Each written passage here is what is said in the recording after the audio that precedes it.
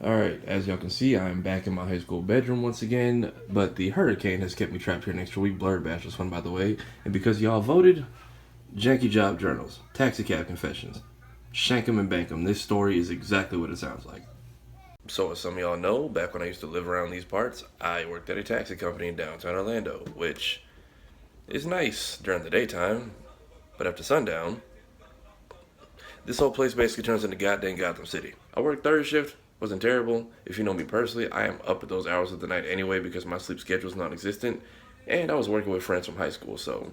Now, as I explained in the last video, taxi drivers fall under the umbrella of independent contractors, which if you ever have to delve into the contracting world these days, it can be very, it's the word I'm looking for, ghetto. So it seemed like a perfect fit that on this shift, this is what we use to take care of the skanks and skeezers of the world. And I know in the last video, I went in on the drivers a lot. Some of the stories I have about the customers though. Don't get me wrong, we've had people do stupid stuff, run off on fares, find something that someone else from a previous ride left in the back seat and then steal it, called us in the middle of a ride to let us know the driver's being reckless or purposely taking the long route to charge them extra. You know, the usual. So, boys and girls, with that information and the title of this video, who wants to take a wild guess at what this passenger did?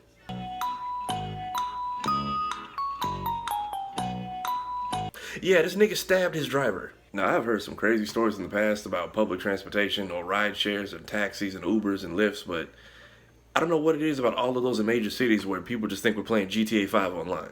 Or, based on this dude's case, Call of Duty, and I guess the game mode from the back seat was sticks and stones. Cause he sure enough juked the driver and then took off like he was in the money.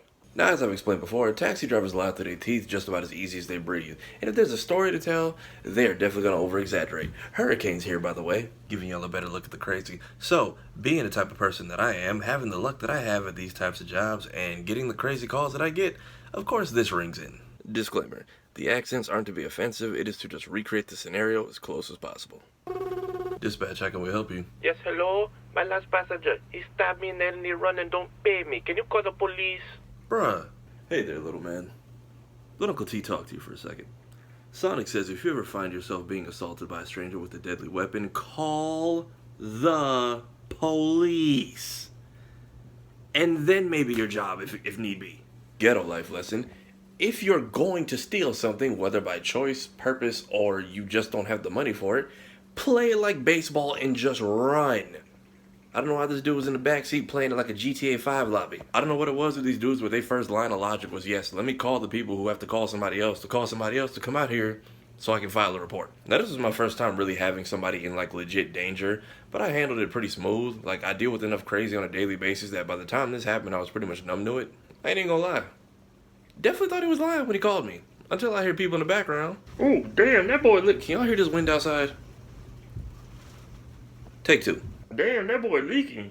But yeah, procedure for situations like this at this job, one of us keeps the driver on the phone, make sure he's okay in a safe location where the police can come find him. Someone else on the team now has to call Orlando Police Department or whoever the nearest PD is, tell the officer what happened, see if they can dispatch an officer to that location, get an incident report. Another one of us, if we have that many people on third shift, if that person called in for that cab and didn't just pick it off the street, we try to trace that call and look for it in our records to see if we can find out who might have just assaulted a random cab driver on a Saturday night. And then all of us collaborate and cooperate this information so we can try to catch this criminal and close this case like a crime show crossover episode. You know what speeds that process up at like 1000% and almost assure the guy gets caught before he leaves the area? Calling 911. But instead, they call us, and now we're taking possibly 2 to 3 people out of, on a good day, a 6-man team to solve this one issue. So I alert my new manager of the situation. Sidebar, I got a new manager this day. This is her first day being out of training and leading a shift by herself. And you know what my first interaction with this woman was? I guess I was goofing off or playing a little too loudly. But if you ever catch me doing that on the job, it's usually because I'm ahead of the curve. Meaning an hour before she got there, one of the other 2 shifts left a whole mess for us to clean up that if I didn't catch it, it was really going to cause problems for everyone the next day. So I took care of those, realized I had not much else to do, so yes, I was playing around a little bit. And our introduction to her was, one moment, excuse me, how much would you say you care about your job? I'd say about an 8. I can tell, you're working diligently over there. You there, how much would you say you care about your job? Oh, I'd say about a 6, right? Huh. This bitch! Bro, when I tell you I did not talk to that woman outside the situation for the rest of my shift, for like my next 3 months worth of shifts, until COVID kicked us off for 3 months and then brought us back, and we had to work on even smaller teams. And even then, I made like minimal conversation. I'm not saying I hold a grudge, but with me, first impressions say a lot. Now, this is definitely the most violent incident I've had to deal with on the job, but like I said, I'm used to the crazy, so being the sixth guy that I am, I'm over here trying to keep this man calm, getting as much information as I can, handling all of this with a straight face. Meanwhile, I tell this woman, hey, we just had a driver get assaulted with a deadly weapon. Yeah, that's basically how she was acting in her chair. So she's over there in her corner hooting and hollering, and I'm just over here like, hey, boss lady, when you're done having your hallelujah hissy fit over there, I got a man bleeding out of my phone. You can hurry up and call OPD. She comes to her senses. We get the guy an officer in an ambulance. We document everything down.